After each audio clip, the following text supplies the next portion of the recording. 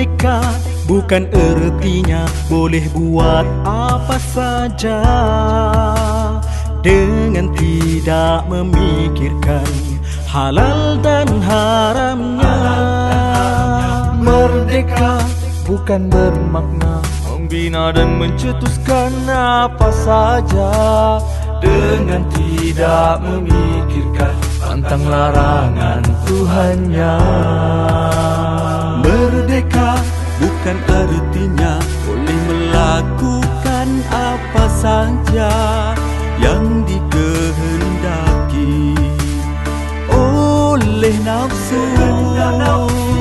Merdeka bukan artinya bebas tanpa batas dengan tidak memikirkan syariat Tuhannya. Merdeka bebas dari penjajah, tapi tidak bebas di dalam semua hal dengan Tuhannya. Tiadanya penjajah, kita bebas memilih identiti kita sendiri. Kita bebas merujuk kepada Tuhan. Kita bebas memilih cara hidup sunnah Nabi.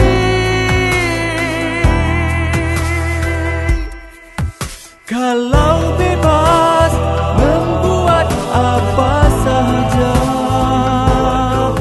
artinya manusia telah hilang kemanusiaannya.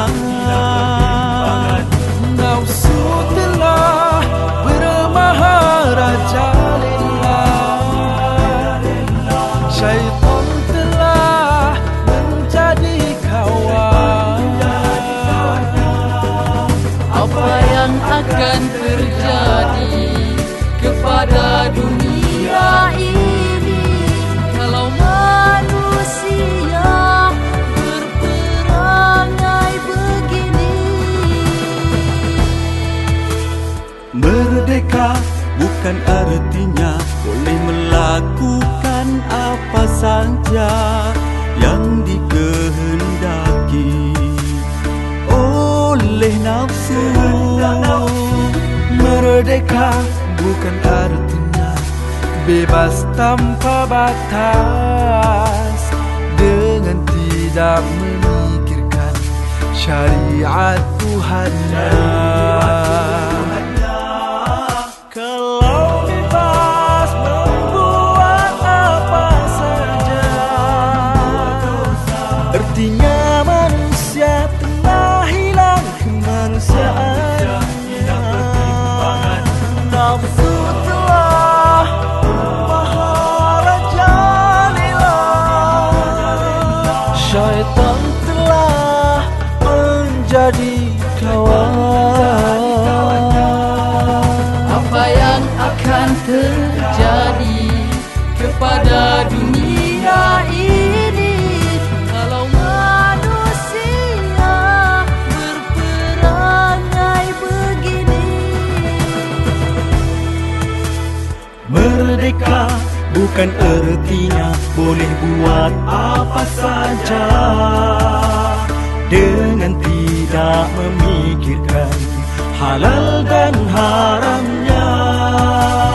Merdeka bukan bermakna membina dan mencetuskan apa saja dengan tidak memikirkan pantang larangan Tuhannya. Dengan tidak memikirkan pantang larangan Tuhannya. Dengan tidak memikirkan pantang larangan Tuhannya.